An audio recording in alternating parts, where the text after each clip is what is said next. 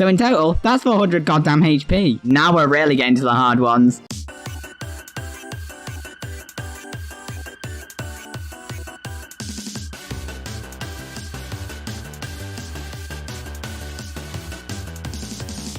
So Mario games aren't usually that hard, but every once in a while, there's a part of the game that decides it's done being nice with you, whether it's with a certain level, or in this case, certain bosses. This list is based on how much they kicked my butt in the past, and how much they kicked my butt today. So let's prepare for the 1-up massacre.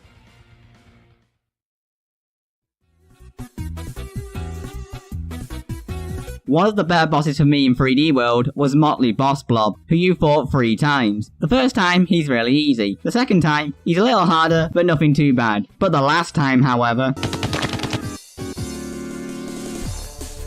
The shockwaves that travel across the map can be tricky to dodge due to the number of shockwaves there are, as well as their speed and range. But what makes this fight difficult is that it's at the end of a boss rush. In this boss rush, you get 500 in-game seconds to take out 6 bosses, which includes the 2 Histocrat boss, which on its own will take almost half of that time. So by the time you get to Motley Boss Blob, you'll likely just about have enough time to defeat him. Co-op can make it a little easier, but if you're on your own and you run out of time, have fun being sent back to fight all 6 bosses again.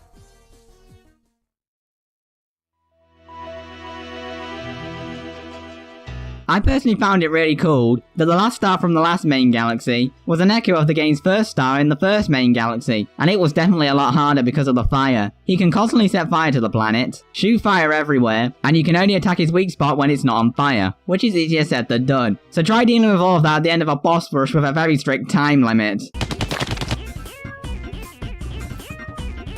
In the Boss Blitz galaxy, there's a comic where you have to defeat 5 bosses from the first galaxy in 5 minutes. The first 2 you can probably get through in about 60 seconds, Major Boris takes about another 60 seconds, and the Boulder Juice will take about 90 seconds, plus the 15 seconds that you'll use to get from each planet. That means that you'll likely have just about over a minute to defeat this boss, and that is not very long, considering that his weak spot is not always open and constantly moves around the arena. It's above Motley Boss Blob, because I find the actual boss harder, and the time limit is much more strict here.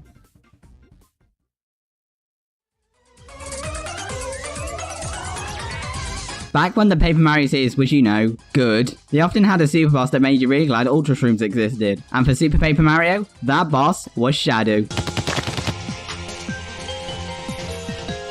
After going through the flopside pit of trials twice, This is not okay. Shadow finally reveals himself creating dark clones of the 4 heroes, with all 4 of them having 100 HP in each. So in total, that's 400 goddamn HP. But it gets even worse. Every single one of their attacks, which are all variations of your own, can deal either 10 or a whopping 20 damage. And they can easily react to your attacks as well, so your reflexes need to be in top form. And worst of all, you have to fight all 4 of them back to back. I would say I hope you have a lot of Dillis Deluxes with you, but you probably used most of them on the 99 floors prior, and I'm sure you don't want to do the Pit of Trials for a 3rd time.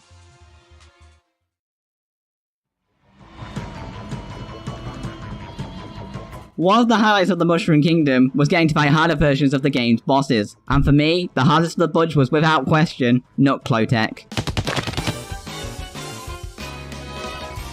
To beat this boss, you need to get the boss to punch down on the ice, which isn't easy because of the slippery surface of the ice, and the waves of zombies that every single one of his attacks now creates, and then use said fist to punch the guy in the face. Whilst that is satisfying to do, it isn't that straightforward, as he'll be shooting ice crystals your way that can easily block you, and you have a very strict time limit before you have to jump out of them. After each hit, he'll also set down a load of ice crystals, which is tricky to dodge because of all the zombies that are chasing you, and on his final hit, he'll try and crush you with his hand which locks onto you, and there's no way to heal yourself during this fight either. You can thankfully bring in a super heart to this fight, which doubles your health from 3 to 6, which is really nice, otherwise this could have been in the top 5.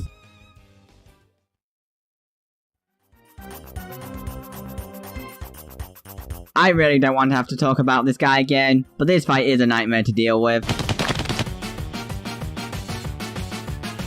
I already stated a lot of this last week, so I'll be brief here. The fight doesn't start out too bad because the boss moves slowly, but as you spray him more and more, he'll start spraying into smaller versions that move a lot faster. And every single one of them, and there's a lot of them, will leave electric goop all over the place, limiting your movement. You can use Flood to clear the path, but the Flood only has so much water, so you will likely need to refill, which leaves you wide open to a hit. And these things can easily combo damage you, especially when they all start charging towards you. And with very limited coins in the area, this boss is going to make Mario's holidays more stress-inducing than his work days.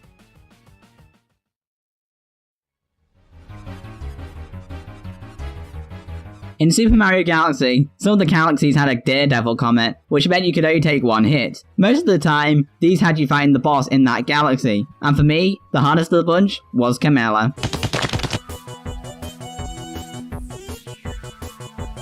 Now I know this is one that a lot of people are going to disagree with me on, and I'll admit the first half of this fight isn't too bad, because you have the whole of the ship to work with. But after 2 hits, she'll go to the top of the mast and summon Kameks, and the top of the mast has a very small space, so that's not a lot of room when there's like 5 fireballs rolling around it. You can take out the other Kameks, but you'll still need to be aware of where the other fireballs are coming from, and Karella can easily summon a fresh set. Not to mention, you only have limited chances to hit her, because she'll warp around all over the place, and like I already said, you can only take 1 hit. Have fun!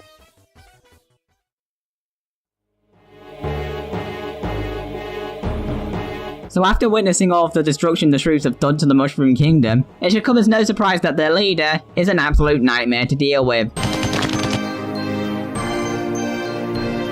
So the first phase isn't too bad to deal with. The attacks she uses are depending on how many flying saucers are present above. Some of these can be tricky to dodge, especially those lasers, but I think you know the real reason why this fight is this high. Now we're really getting to the hard ones. In this second phase, her crown will now make it so your attacks will only deal 1 damage. To make her vulnerable, you need to take down her legs and then disable her crown. All the while, she'll be using some of the hardest to dodge attacks in Mario & Luigi's history, especially with those damn tentacles. Like seriously, they'll cause you more problems than anime girls have to deal with if you have bad timing. And she can attack multiple times in a row. And on top of her limbs, she has a whopping 1800 HP. Goodness knows how many times she killed me when I was younger.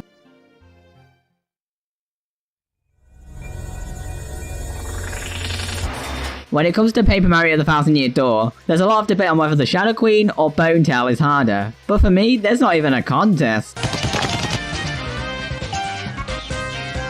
Being the super boss, at the end of one of the longest levels in the series, Bone Tail is seriously not what you wanted at the end of all of that. First of all, he has by far the highest HP count in the game, with a grand total of 200, and you'll need to deal more damage than that because he'll heal multiple times throughout the battle, unlike in the Shadow Queen fight where you could use the super card to avoid a healing. His attack strength is also the highest in the game, and those breaths, without the Feeling Fine badge on, can lead to some seriously bad side effects. Similar to the Dillis Deluxes for Shadow, I would say I hope you brought lots of Jelly Ultras to this fight, but a game like Shadow, you may not have because you've used them all on the 99 floors prior.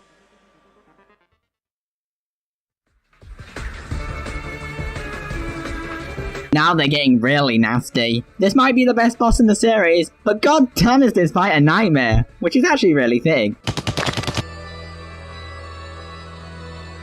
Every single one of his attacks are fast, powerful, and tricky, especially the attack where he turns into a load of bats. But if it was just for his attacks, he wouldn't be this high. Those Antasma X that he has can cause tons of problems. He can use them to defend himself whilst he heals, and zap Luigi out of you, neither of which you'll be able to deal with on the next turn, unless you've already dealt some damage to the Antasma X. And finally, if you get hit, there's a chance that Dark Haze will send you to sleep, which by the way, is guaranteed on the first hit. And at that point, you have to dodge all of Antasma's attacks, while searching for the way out. And if you die here, you die for real. Combine all of that with over 3,000 health, and it's amazing that this isn't number 1. I've lost countless amounts of times before I finally beat him, but number 1? Oh boy.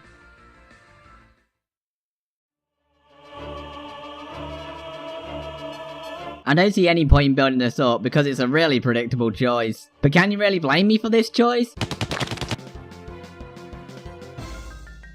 Every single one of his attacks are insane, requiring very strict timings, and if you're even a little off, that's likely a plummet down, as any single one of his attacks could easily one-shot you, even at the required level with the best gear in the game. And with over 7,000 health, you're going to want all of the items from the Mighty Meteor you can get, especially because you'll only be able to use that and every other special once, before Bowser sucks it in for 5 turns. Even with all those items though, he'll still be doing an insane amount of damage, so you'll probably spend half of your time just healing. If it wasn't for those items in the Mighty Meteors, I don't think I ever would have beaten this boss. This has been Speed Inkling, thanks for watching, and stay awesome.